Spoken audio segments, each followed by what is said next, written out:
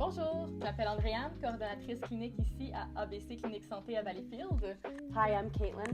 I'm your massothérapeute at ABC Clinic Santé Valleyfield. Aujourd'hui, on vous fait une petite vidéo pour vous expliquer les questions qui sont le plus souvent posées lors des premiers rendez-vous en massothérapie. Ce sera une vidéo en français et en anglais, donc je m'occupe du français, Caitlin s'occupera de la partie en anglais. C'est quoi la différence entre un massage suédois et un massage thérapeutique? Swedish massage tends to generally be a little bit more lighter pressure. It's more for circulation, to improve circulation and for relaxation. I tend to do a little bit of both, honestly, in some of my treatments, but therapeutic would mean that we're doing a little bit more deeper tissue work, and we're working specifically on areas of the body that are tense, where there's chronic pain, and to improve range of motion and other things like that. Donc, en résumé, ce que Caitlin explique, c'est que dans le massage thérapeutique, ils vont y aller beaucoup plus en profondeur. Le massage de suédois, c'est beaucoup plus un massage qui se veut de détente, mais souvent, dans ces traitements, elle va combiner les deux pour un effet maximal parce qu'on veut quand même que vous sortez d'ici reposé.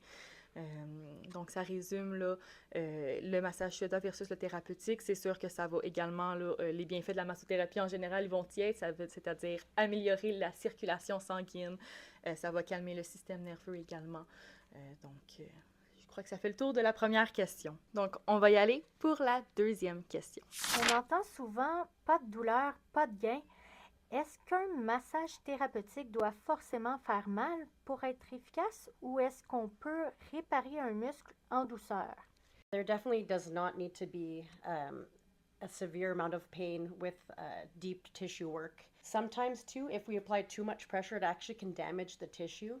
It can cause a muscle to contract where we don't want that. And then going back to the nervous system, it gives a shock to the nervous system. So it can have negative feedback on the body if we do apply too much pressure. That being said, I tend to work with my clientele and ask them to go off of a pain scale. So usually I want to stay below a 6 or around a 5 or 6 when I'm working with deeper tissue work or if I'm working on a muscle adhesion. Donc, en résumé, ce que Caitlin dit pour le massage thérapeutique, oui, ça peut faire mal, mais non, c'est pas nécessaire. C'est-à-dire que pour aller plus en profondeur, évidemment, il faut mettre plus de pression, mais ils vont également là, vous demander votre niveau de confort. Elle va tourner habituellement vers un 5, 6 sur 10 en termes de douleur sur une échelle de douleur. Également, si on va trop fort, c'est pas mieux non plus. C'est-à-dire que ça peut causer des dommages au tissu.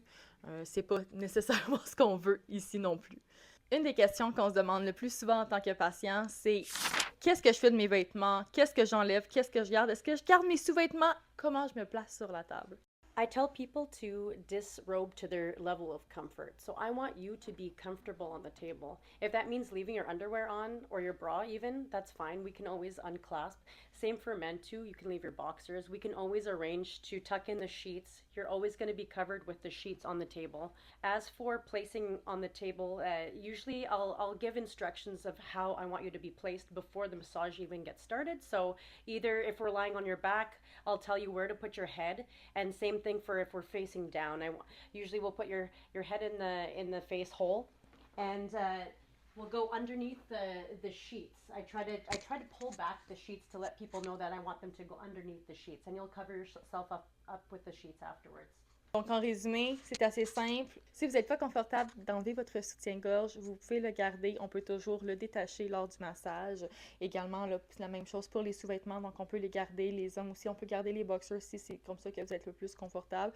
De toute façon, nos massothérapeutes sont habitués. Ils vont pouvoir placer les draps par-dessus vous là, de façon sécuritaire pour que vous gardez votre confort tout le long de votre traitement. Mais c'est vraiment selon votre niveau de confort à vous. Donc, c'est tout aujourd'hui pour la vidéo sur la massothérapie, en espérant que vous avez apprécié. Si vous avez des questions, n'hésitez jamais à poser vos questions à vos massothérapeutes. Elles sont là pour vous, elles sont là pour répondre à vos questions et surtout répondre à vos besoins. J'espère que vous avez apprécié. On vous dit au revoir de toute la part de l'équipe d'ABC Clinique Santé de Valleyfield.